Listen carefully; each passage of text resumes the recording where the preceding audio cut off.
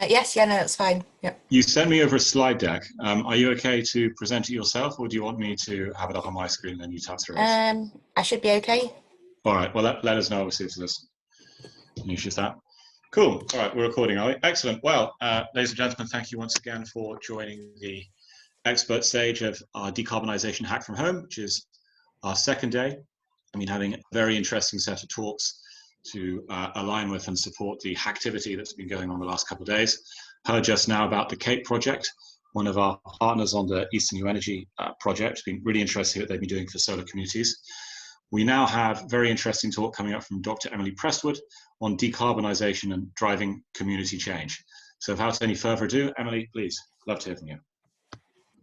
Hey, thank you. Thank you for inviting me. Let me just start my clock so I make sure I don't waffle on. No, thank you for inviting me. I caught the end of last presentation. It sounds really interesting. So hopefully this will link to that. So I think how you drive that community engagement and community change is a really big issue. So I probably can't cover it all in 15 minutes, but hopefully I can add some insights around engaging with communities and ways we can do that and improve that, and some best practice. Yes, my name's Emily Prestwood. I'm currently working at Birmingham Energy Institute at the University of Birmingham as Energy Development Manager there. And I've just shared a few sort of front pages of some of the work we've been doing recently around road to low carbon heat policy commission we did with the CBI, and then some other work we're doing more locally and regionally in Birmingham around the just transition and how we support a just transition. And that's probably going to be the focus of my talk, is around just transitions and how we can enable that through the work we do around climate change. So just briefly about Birmingham Energy Institute.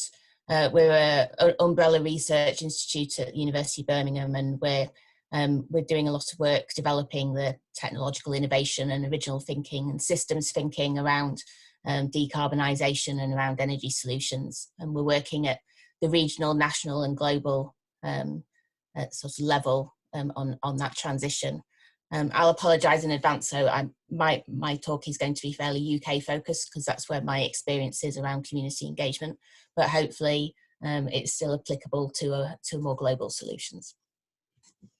So about me, as I said, I'm at University of Birmingham currently, doing a lot of work supporting the transition in Birmingham, particularly focusing around East Birmingham, which is Birmingham is a very big city, for those who don't know it, and East Birmingham in itself, which is part of the city, is still the size of a smaller city like Nottingham or Derby. So it's a big area to look at, and we're focusing at the moment on developing projects looking at decarbonising domestic heating in East Birmingham and how we can build the evidence base and develop the projects to do that.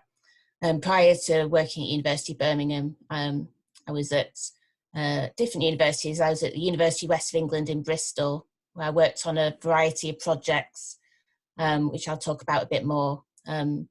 One called Replicate, which was a smart cities project led by Bristol City Council, where they were looking at various solutions around demand-side response trials and around smart technologies in homes, and around community engagement on that. We also worked on some projects that were engaging citizens on policy change around clean air and decarbonisation in Bristol, and then also some other projects specifically focused on community engagement and this inclusive transitions of cities, inclusive and sustainable transitions. And then prior to that, I was at Loughborough University, where I did my PhD in building energy, so looking at energy-related emissions of the UK residential sector. And before that, I was in University of Manchester on a project developing low-carbon scenarios. So I have quite a wide range of projects. I very much consider myself a generalist, but I think across all these projects there's been this focus on engagement, and so not just the technological change you need in cities, or the smart and technical solutions, but how you engage people with that to make them part of the journey. So I guess that's my focus. And prior to 2010, I did some other things which are very relevant. So yes, community engagement. Why do we bother with community engagement? I think this is, it's something that's changed really over the sort of last 10 years. I think people's focus has changed, and there's a more developed understanding of why we need to engage with communities. I think it's always been recognised that we need to engage people to raise awareness of climate change and the need to decarbonise. But I think that's often been seen as quite a kind of an educational role, where we tell people about it and then they'll go, oh yes, we need to do something about that. And I think people's understanding is changing, that it's not just about raising awareness and encouraging people to take up new technologies, that we also need to look at how we can bring about behavioural change so that people are able to use the new technologies that we require them to in their homes or in transport. And I think there's a growing understanding that we need to co-design solutions with communities rather than imposing solutions on them, because in that way they're more likely to be successful, they're more likely to be accepted, and it's less likely to raise issues around people feeling like they're being forced to change, and it's perhaps a detriment to them. So as part of that change, I think there's a growing understanding as well that that communities and citizens should be benefiting from the transition as well, where possible. So if there are opportunities, as I'm sure you're talking about over this weekend, where people can benefit from selling energy, trading energy, from getting incentives for demand side response trials, etc. Or if there's other ways that communities can benefit from developing their energy systems, then that's how it should be. And then I think this links as well to a diagram there I've got on the right of the screen around a just transition. So I'm just going to have to move my picture thing so I can read what it says. So yes, this focus on a just transition and how people and communities are benefiting, and how that's part of the investment into decarbonisation and part of investment strategies and part of the allocation of funding and capital funding for projects is dependent on those projects engaging with communities and showing that that people are embedded in the solutions and it's not just an add-on. So yes, I think there's very much been a change over the years from a focus on consumers and consumer demand to something that's becoming a bit more social justice focused, yes, not going too far down the social justice route, but in a way that is acceptable to people and to investment and to business cases, and that we want a just transition and an inclusive transition, and not one that just benefits certain people. So yes, leading on from that, I think in the UK increasingly in terms of the research and the work that's going on, there's a big focus here on smart local energy systems through the Energy Revolution projects, and I think these are generally trying to look at things in a different way. So something I was reading by somebody I worked with at University of Bristol was around thinking smart local energy systems as a system of systems. So you're combining your different energy systems. Buildings, mobility, energy supply, etc. But then community and citizens is also a system within that, and they're an integral part of it rather than being an add-on to what you're doing. So I think looking at decentralized and flexible systems. So looking at how we integrate demand and supply and storage in local solutions. I think there's a lot of work within there looking at demand side response, and how and how you manage that. Is it managed through automation, or are you managing it through community action and through projects that look at incentivizing personal responses to manage demand. Is looking at peer-to-peer energy trading, and then energy as a service models.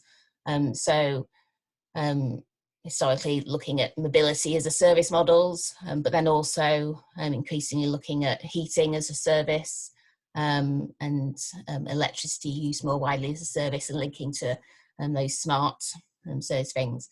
And then within that, there's this customer engagement and education, and particularly in the UK, where we're looking towards a transition, probably from what we have now, sort of gas boilers in each homes, to something that might be more reliant on heat pumps, which requires a very significant change to how you heat your home.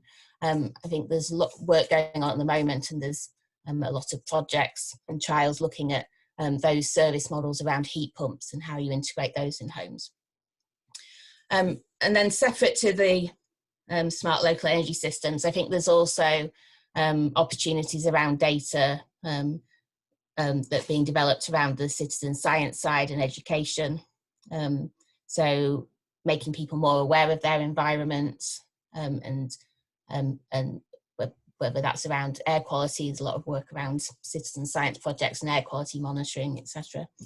And whether you can do that around home energy use or wider energy use.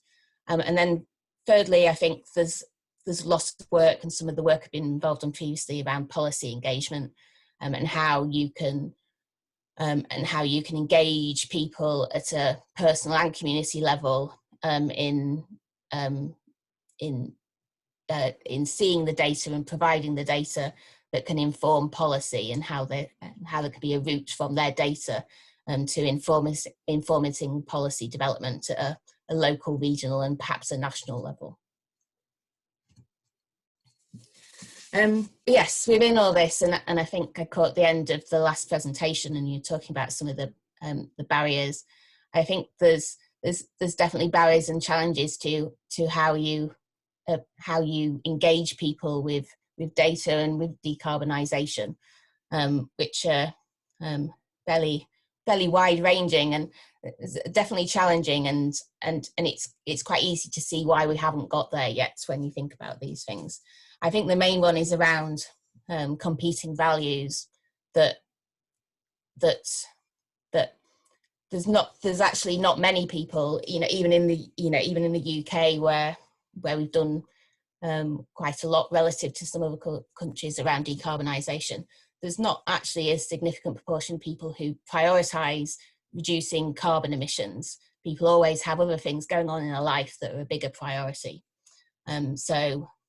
Talks about fuel poverty at the end of the last presentation. So yes, fuel poverty, access to housing, homelessness. At the moment, COVID is a much bigger concern for people. Jobs, employment, the neighbourhood where they live. There's a whole load of things which are more important to people than carbon emissions. So how can we identify those values? Are they set across a wider group, or do we have to accept that they're going to be, you need to find a kind of community level, neighbourhood level set of values and use those? I think that's a big challenge. I think secondly, energy use practices are not always flexible. So on a lot of demand side response trials, you need to think about the energy use that you're looking at, and whether that's a flexible service that you can realistically incentivize people to change.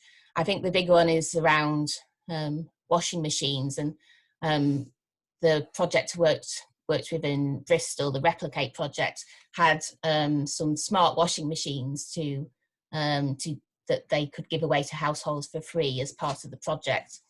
But when you think about washing machines and how you automate it, or how you set up a demand side response trial, people are very fixed in how they use washing machines. They put them on at certain times, They don't want to leave washing in a machine sort of overnight if it's been washed. So they need to have time to take it out because then it ends up smelling damp, etc. They might want to fit it around other activities. And then there's the physical matter of having to put the washing in the machine as well. So when you think about that as a focus for a demand side response trial and how you incentivize it, it becomes very difficult to think about how you how you set up a trial around that and how you and how you overcome the amount of control that people feel they need over continuing that practice. So I think there's a need to look at practices and whether they are flexible, whether they can be managed. I think there's been a lot of success around solar and storage, and how you manage that, but not all practices within homes particularly are flexible in that way. I think there's also often aversion or disinterest in new technologies. The project I mentioned, the Replicate one, had I think 200 smart appliances to give away, and they really struggled to get householders to take them even though they were free, that people aren't necessarily interested in changing that way. I think people don't have the same response to incentives. So some people are incentivized by money, some people are incentivized by social values, some people are incentivized by environmental concerns, and that changes across communities. So it's quite difficult to identify that common response. I think there's an argument always that just total automation is more effective and that you don't need the personal involvement of people responding to incentives, that you'd be more effective just setting up an automated trial. So how does that then link to the personal data? And I think finally that just links to some people don't want to think about energy or climate change. They don't want a solution that requires them to think about it and to respond to something. So how do we bypass that? So yes, finally, my last slide. So what does this mean? What is the best practice? I think it's challenging, but I think to me, it comes back to the focus on a just transition. And I think there's a need for work that identifies and aligns, identifies community and values, and then your technology responses and your data responses align with those community values. But what's the level on which you're identifying that value, I think, is the challenge. I think there's understanding what level of control people want over their energy consumption, and understanding that will vary for different energy practices. So where are the practices where people are happy to hand over control? I think heating is one area where people are potentially happier to hand over the control of it to kind of smart hub devices. I think there's acknowledging that there's these fixed versus flexible practices within that. And I think it's essential that the things you're suggesting make people's lives easier, that they don't make them harder, that they don't create extra faff, that they don't create something else that people need to think about, that they provide a solution that makes sense to them and is useful. And then finally, as I said, I think it's about enabling a just transition. So where are the opportunities to ensure that communities benefit from the technologies that you're developing, and that they're not just an add-on at the end. Okay, so there we go. So just over. Wonderful. Well, thank you very much. One of the things really coming through to me at the end there was this familiar bind, which, of course, in the UK we have in so many ways over the last few years, between people's desire for, or spoken desire for more control, and then their revealed preferences for not wanting that much control, or not, if not control, then certainly not wanting that many decisions. This really strikes me in the energy case, because people might want more control over their energy, maybe, but are they actually going to be involved in all the really boring decisions about marginal gains that might put them in? So that was that was definitely really interesting to hear. And then the smart device one is interesting too. I mean, you mentioned that there's free resourcing around it, and people just not wanting the fuss. So yeah, it's something we really have to consider. We've had a couple of questions come in. I have a couple myself. I'll let these guys speak first. So the first one was, I think you'd mentioned in the talk, peer-to-peer energy trading, and we do actually have a peer-to-peer project on the go in this hackathon. So the question is, as regards P2P energy trading, are utility companies responsible for the maintenance of the infrastructure, or does this require new community-owned infrastructure for moving energy? Somebody else has said this. So I can hand over to them. I mean, I think at the moment this is one of the problems in the UK, is that we have national national utility companies responsible for the maintenance of infrastructure. So there's a cost to that.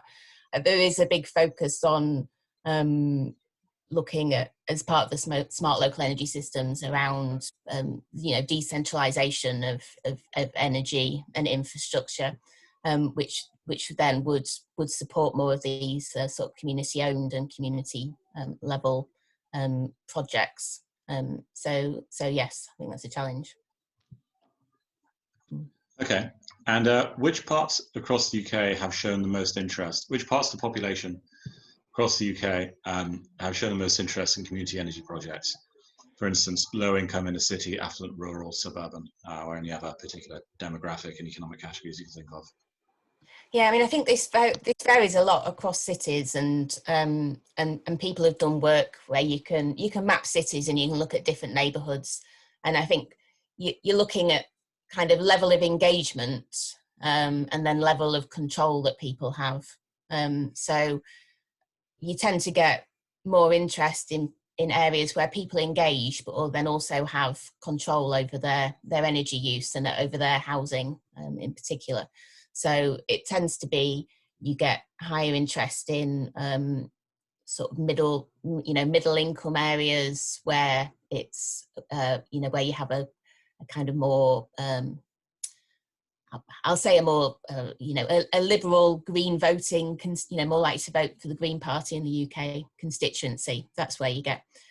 You don't tend to get as much engagement in low income inner city areas, because as I've mentioned, they have other things going on in their lives that are more important than climate change, and also they don't have control over their circumstances in the same way.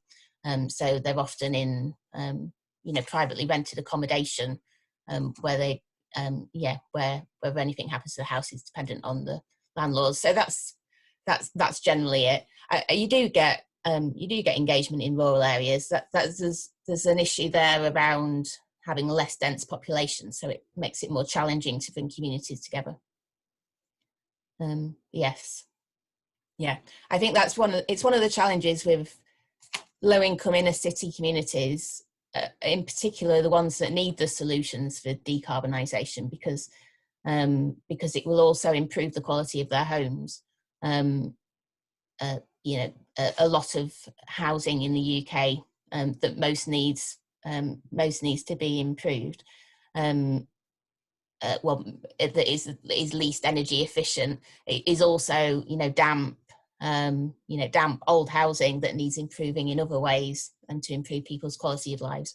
So I think that's a big challenge. Is they're the communities where ideally we need to be focusing projects, but they're also the communities who are probably least likely to be interested in some of the engagement, or in personal data, for instance, and and projects, and yes, and various things. So yes, it's a challenge.